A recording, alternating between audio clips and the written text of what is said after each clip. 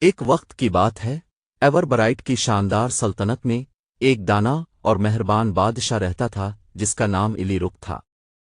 اس کے عوام سے اس کی دولت طاقت کے لیے نہیں بلکہ اس کی انصاف پسندی اور ہمدردی کے لیے پسند کرتے تھے۔ بادشاہ علی رخ کے پاس ایک تاج تھا جو کسی بھی دوسرے تاج سے مختلف تھا۔ یہ صرف حکمرانی کی علامت نہیں تھا بلکہ جادوئی تھا اور اس سے بات کی جا سکتی تھی۔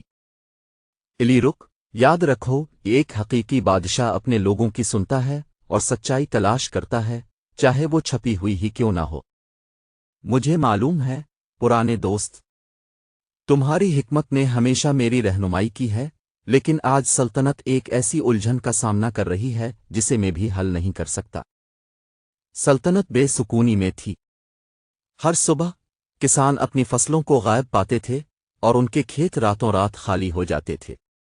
عالی جا، ہم نے سب کچھ آزما لیا، محافظ، جال، یہاں تک کہ پوری رات جاگتے رہے، پھر بھی فصل غائب ہو جاتی ہے۔ میں وعدہ کرتا ہوں کہ اس کا پتہ لگاؤں گا، ہم اسے مل کر حل کریں گے۔ تاج، خبردار رہو علی رخ، ہر مسئلہ ویسا نہیں ہوتا جیسا وہ دکھتا ہے۔ اپنے عوام کی حفاظت کے لیے پرعزم بادشاہ علی رخ نے سچائی کو جاننے کا ارادہ کیا۔ شاید یہ چوروں کا گروہ ہے، عالی جا، کچھ اور، ہمیں ہوشیار رہنا ہوگا۔ اچانک بادشاہ اور اس کے سپاہیوں نے ایک حیرت انگیز منظر دیکھا۔ جادوئی مخلوقات فصلیں چرا رہی تھیں۔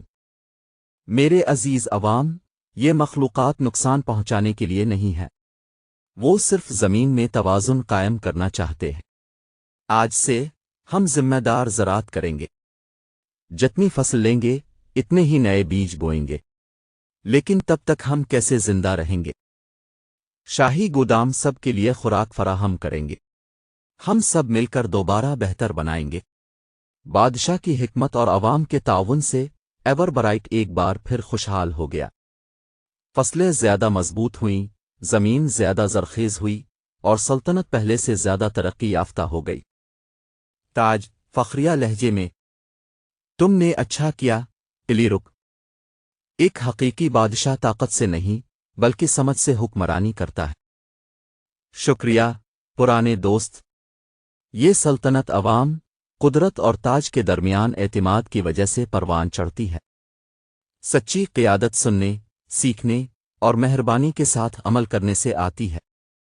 توازن اور ہم آہنگی ایک خوشحال زندگی کی چابیاں ہیں۔ کیا آپ نے اس شاہی مہم جوئی کا لطف اٹھایا؟ مزید جادوئی کہانیوں کے لیے لائک، شیئر اور سبسکرائب کرنا نہ بھولیں۔